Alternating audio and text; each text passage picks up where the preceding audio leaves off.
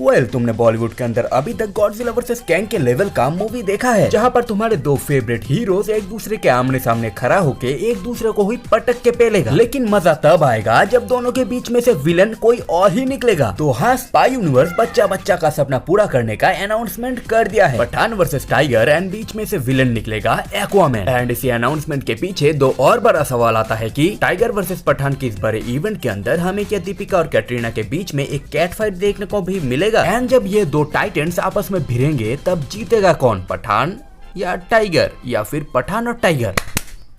जानना है कि नहीं इन सवालों के जवाब? तो सब्सक्राइब मारो, प्लीज मार दे भाई। 96% लोगों ने अभी तक सब्सक्राइब नहीं किया।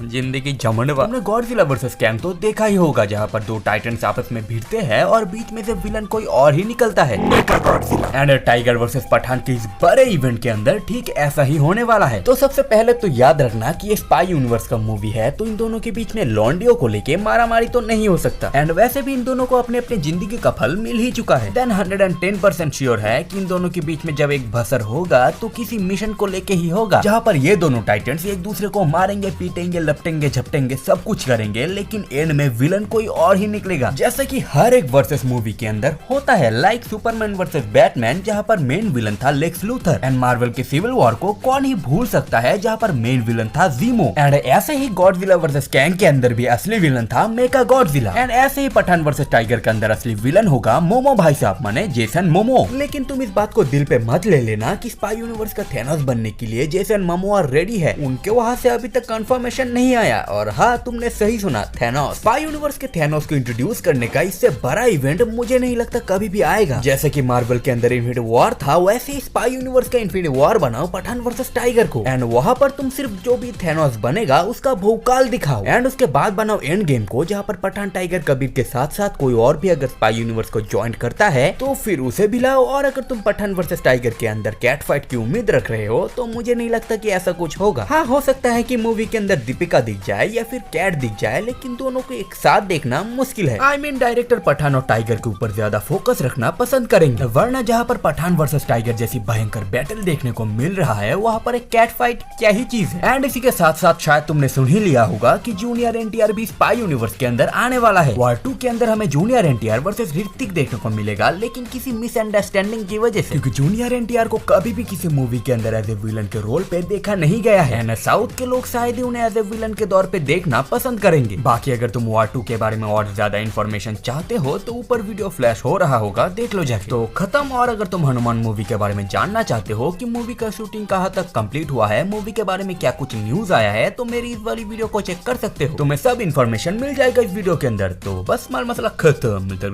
वीडियो में, तब तक के लिए टाटा।